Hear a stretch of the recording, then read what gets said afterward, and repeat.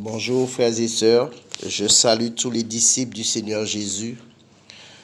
Frères et sœurs, ce que le Seigneur dit lorsque nous lisons la parole, nous, dans chaque jour, nous devons veiller et prier comme il le dit, en tout temps, afin de ne pas tomber dans la tentation. La désobéissance à Dieu, c'est tomber dans la tentation. Dans beaucoup de livres dans la Bible, le Seigneur parle de l'obéissance. Et nous voyons depuis très longtemps la première alliance, quand le Seigneur a parlé, il a demandé à Isaac, comme il a demandé aussi à son père et les autres, d'obéir. Et lorsqu'il a donné un ordre à Isaac, nous allons parler un peu de lui, Isaac a obéi, puisque le Seigneur, à cause d'une famine, de la famine, les hommes, quelquefois il y a la famine spirituelle, mais les hommes veulent retourner dans le monde. Isaac, c'est la même chose qu'il voulait faire, c'est retourner en Égypte. Et le Seigneur lui a dit non, même qu'il n'y a pas les hommes, il n'y a pas de serviteurs, de servantes qui prêchent l'évangile, mais il y a les écrits et le Seigneur nous enseigne. Et quand on craint Dieu, spirituellement, on ne doit pas. Il n'y a pas de famine dans nos vies. La famine, oui, les hommes vous regardent, tu n'as pas d'argent, de biens matériels, mais vaut mieux ne rien avoir sur la terre et spirituellement, il n'y a pas de famine dans ta vie. Cela ne te touche pas spirituellement. Et beaucoup de personnes désobéissent au Seigneur et retournent dans le monde. Mais le Seigneur, quand il dit, si tu obéis à ma voix, c'est alors les bénédictions vont nous suivre, vont nous accompagner. Isaac a obéi et il a obéi au Seigneur et nous avons vu les gens du pays se sont dressés contre Isaac. C'est vrai, il avait parlé par rapport à sa femme. Et il a dit, Abraham l'a vu, Isaac l'a plaisanté avec sa femme. Et Abimelech a vu cela. Frères et sœurs, le Seigneur ne dit pas de mentir, de dire la vérité, de l'aimer plus que tout.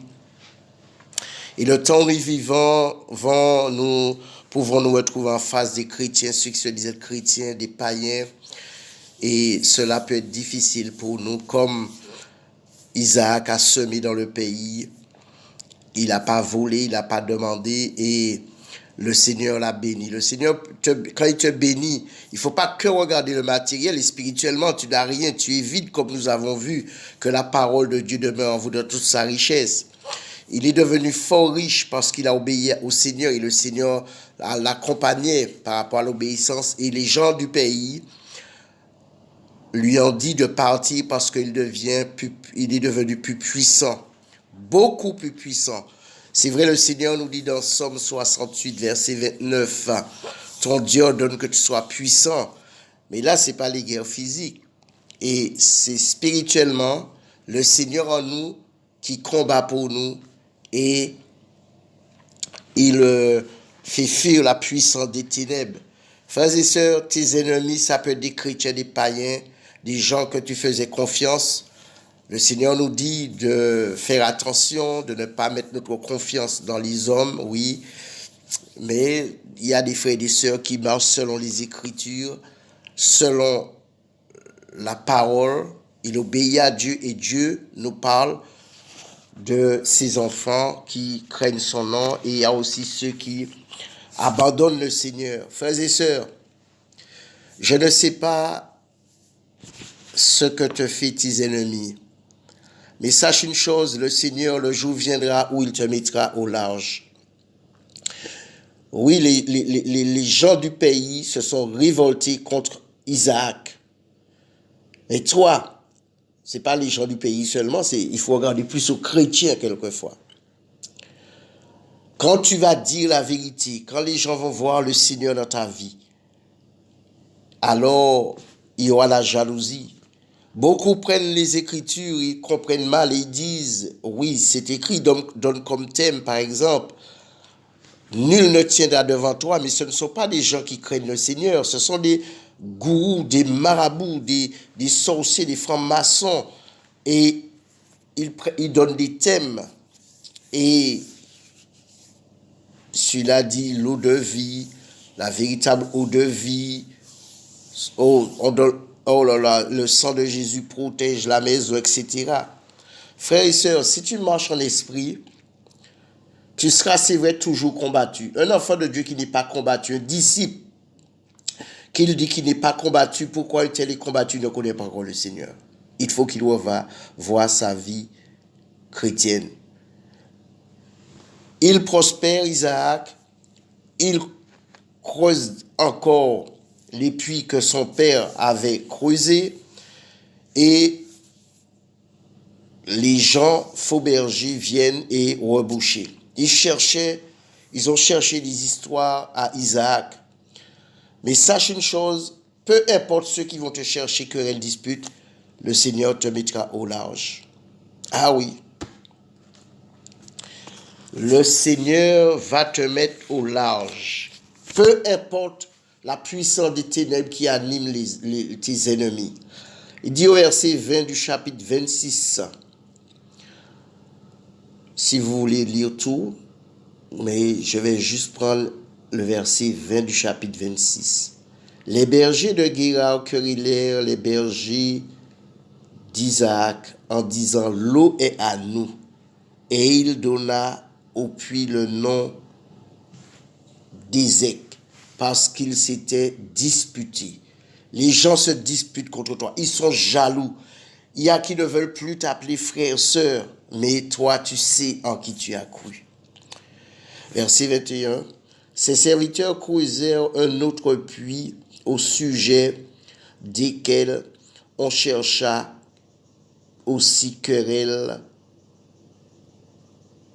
On chercha aussi querelle et il l'appela Sitna.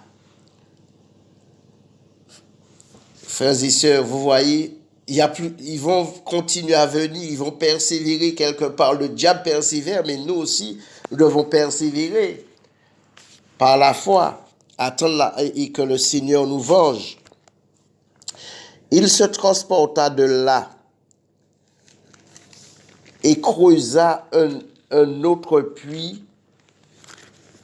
Il creuse un autre puits pour lesquels on ne chercha pas querelle, et il l'appela Rehoboth, car, dit-il, l'Éternel nous a maintenant mis au large et nous prospérerons dans le pays. Il remonta de là à Beersheba. L'Éternel lui apparut dans la nuit et dit, je suis le Dieu d'Abraham ton père, ne crains point car je suis avec toi, je te bénirai et je te multiplierai à l'extrême, ta prospérité. J'allais trop vite là, je pensais à un autre passage. À cause d'Abraham, mon serviteur, il bâtit là un autel, invoqua le nom de l'Éternel et y dressa sa tente. Et les serviteurs d'Isaac y creusèrent un puits. Abimelech vint de Guérar auprès de lui avec Ahuzat, son ami, et Picol, chef de son armée. Isaac leur dit, pourquoi venez-vous vers moi, puisque vous me haïssez et que vous m'avez renvoyé de chez vous? On te chasse, les chrétiens, soi-disant les spirituels, les TTS. Ils répondirent, nous voyons que l'Éternel est avec toi, c'est pourquoi nous disons qu'il y ait un serment entre nous et toi, et que nous faisions alliance. Frères et sœurs, tes ennemis vont venir vers toi. Ils te persécutent. Ça peut être, les ennemis, tu es enfant de Dieu, ton mari, ta femme, tes enfants, les frères et sœurs. Dans le Seigneur, oui, la famille élargie, tes collègues. Mais le jour viendra où ils reconnaîtront que ton Dieu est Dieu et qu'en dehors de lui, il n'y a point d'autre. Fais de l'Éternel tes délices et il te donnera ce que ton cœur désire. Là, c'était les animaux, ils aimaient. Là, spirituellement, oui, tu as Jésus, tu ne voles pas, tu travailles, tu ne peux pas ne pas travailler tout en disant que tu aimes, tu connais Jésus. Non, il faut qu'on arrête avec ça. Frères et sœurs, tes ennemis reviendront. Ils te persécutent, mais toi, tu te confies en l'Éternel. Ils te font du mal, tu t'attaches encore plus au Seigneur. Isaac n'a pas abandonné le Seigneur. Alors toi non plus. Tu as accepté Jésus dans ta vie.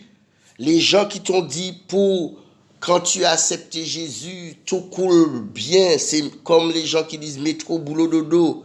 Les gens disent non, tu auras beaucoup d'argent. Tu auras l'onction. Tu auras de grands bâtiments, de belles voitures, des beaux trucs. Frères et sœurs, ce sont ces mêmes personnes qui se disent être disciples de Jésus, enfants de Dieu, qui vont te persécuter. Parce qu'ils n'ont pas compris, nous sommes dans un domaine spirituel, nous marchons en esprit et nous n'accomplissons pas les désirs de la chair. Nous devons nous attacher aux choses d'en haut et non à celles qui sont sur la terre, comme nous avons vu par la grâce du Seigneur. Tu t'attaches aux choses terrestres, mais c'est normal que tu es troublé sans cesse. C'est normal que tu ne vois pas arriver le malheur. Jésus nous prévient. Il nous parle en songe, en vision. Il nous parle par les écrits. Mais si ton cœur est attaché aux biens matériels, comme à l'époque de nos grands frères, nos parents dans la foi, eh bien, nous sommes perdus. Tu es perdu. C'est Dieu qui combat pour toi. Oui, il y a des endroits comme là, on peut dire, oui, on garde le silence, c'est un combat pour nous. Il y a des moments. Mais quelqu'un qui te manipule, qui ment, qui ne veut pas travailler, et il dit qu'il a des ennemis. En fait, quand ces gens-là n'ont pas d'ennemis, parce qu'ils s'invitent entre eux, ils s'enrichissent des biens matériels, des billets de banque. Mais celui qui plonge son regard dans les écrits, qui met toute sa confiance dans l'Éternel, qui fait de l'Éternel ses délices, qui s'oublie, qui ne fait pas cas des choses de ce monde, celui-là les gens deviennent l'ennemi de ce disciple de Jésus, parce que le diable aussi a ses disciples, il a ses agents, il a des bergers faux. Eh bien, nous devons faire comme Abraham et Isaac, mais c'est de marcher en esprit. Et là, on ne va pas chercher que les choses matérielles. Je ne dis pas que si tu as ton argent, tu fais ce que tu veux avec, tu achètes ta voiture, mais que ton cœur ne s'attache pas. Que ton cœur est agréable à ton Dieu, Jésus. Que dans ton cœur, tu seras tellement rempli. Le Seigneur va se manifester tellement. Tu n'auras pas besoin de parler. Les gens eux-mêmes vont venir te poser des questions. Hein? Ils ont remarqué que Isaac est devenu plus puissant. Ils ont remarqué aussi que Dieu est avec lui. Hein? Ils ont remarqué cela. Hein? Alors, tes ennemis vont venir, mais c'est Dieu qui a le dernier mot. Il va te donner comment parler. Il va te dire comment parler. Il va te pousser. Hein? C'est lui qui ramène tes ennemis. Même ça arrive, il a dit à Jérémie, c'est pas à toi de retourner, hein, et c'est à eux de revenir. Frères et sœurs, les chrétiens sont hypocrites à un niveau. Les gens n'aiment pas le Seigneur Parce que si tu aimes le Seigneur, automatiquement, tu vas aimer ton prochain.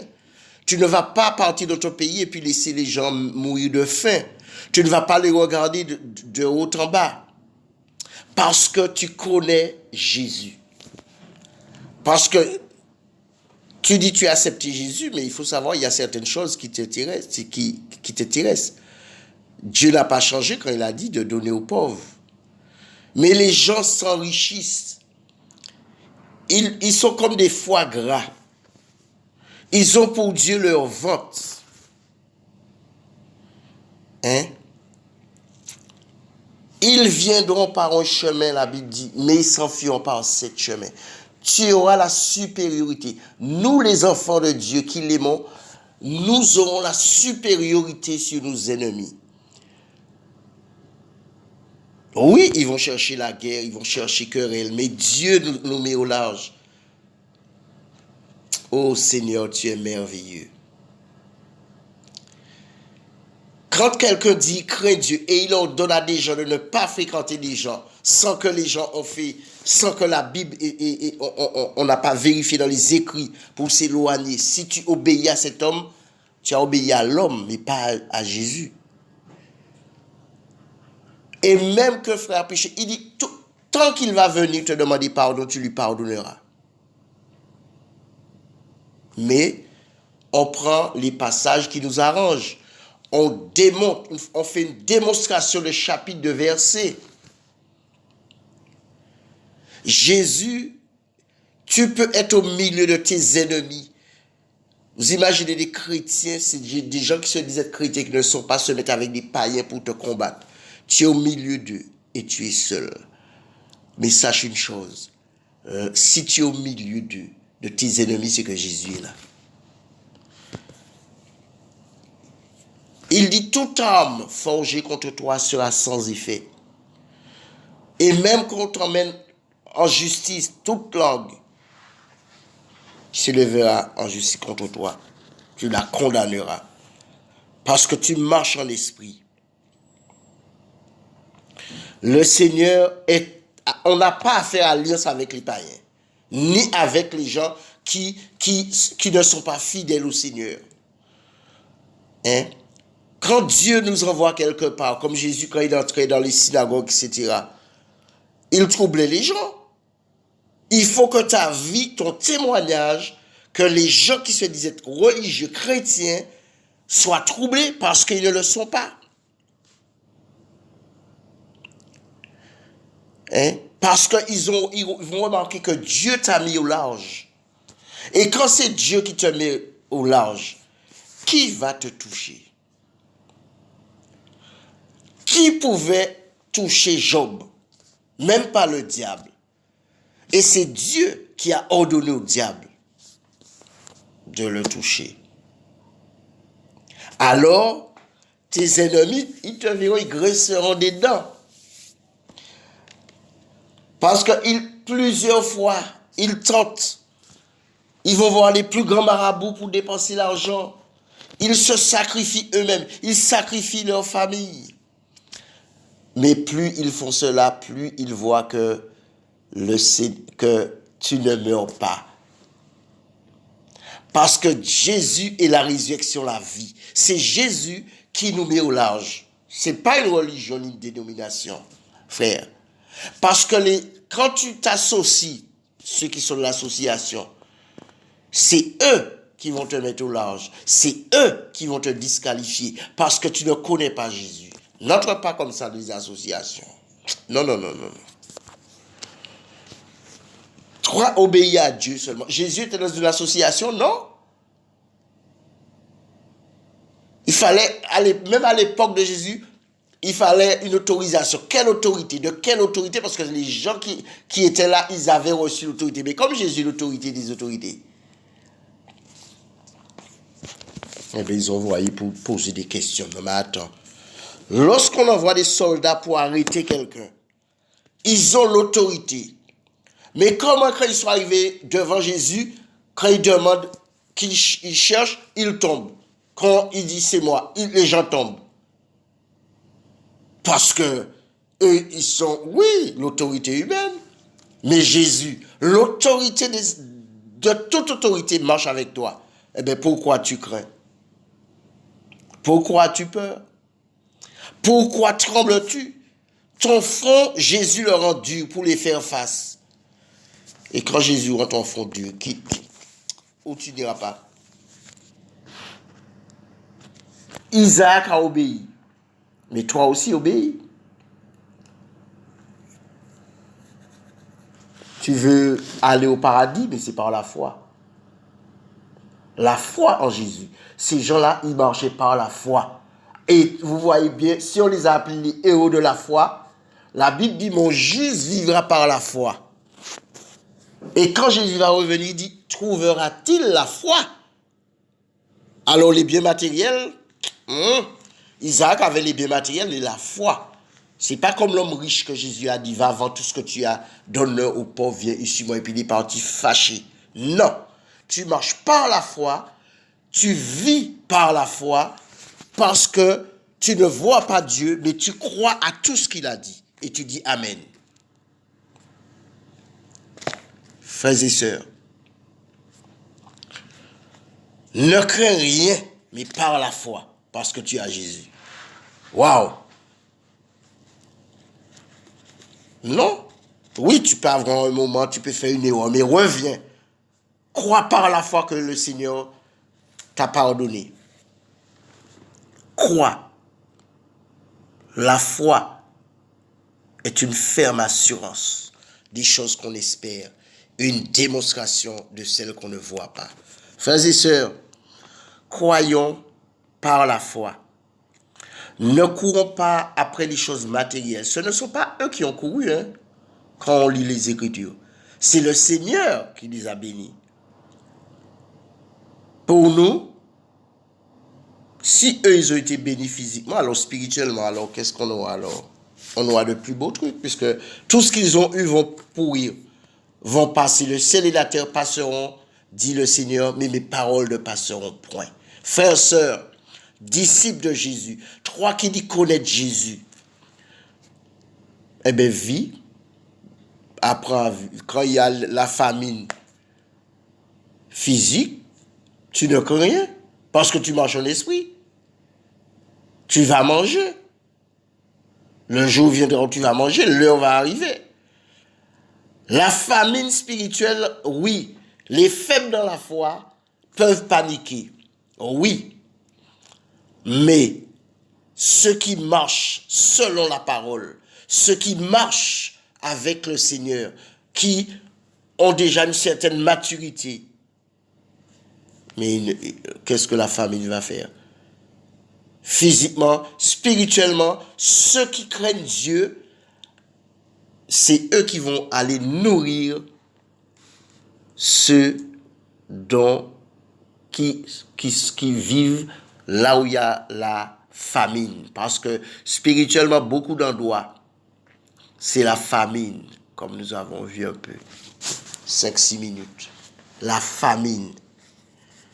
Il n'y a pas de l'eau. Il n'y a pas. L'eau de vie, il n'y a pas. Parce que c'est la mort. Il n'y a que des coloquettes sauvages. Mais c'est différent. C'était différent avec Isaac. Ils ont remarqué ses ennemis qui sont devenus ennemis avec eux. Ils les ont reçus. Mais tu es devenu plus puissant que nous. Et ils ont reconnu que Dieu était avec lui. Alors Dieu est avec toi. Alors là où tu vas arriver, là où les gens disent que c'est la famine, et même que tu ne manges pas, mais ils vont voir que c'est quelque chose, un domaine spirituel. Tu arrives avec la parole, tu prêches l'évangile, comme la Bible dit, en toute occasion, favorable ou non. Tu annonces la parole, la bonne nouvelle, parce qu'ils n'entendent que des mauvaises nouvelles, des fausses prophéties, où Dieu va faire, mais ils ne voient rien. Parce que ceux qui parlent là, ce sont des fous. Ce sont des gens que Dieu n'a pas envoyés. Ce sont des gens qui inventent des choses pour mentir. Frères et sœurs, crois dans ton cœur que le Seigneur t'a mis au large. Je vous salue.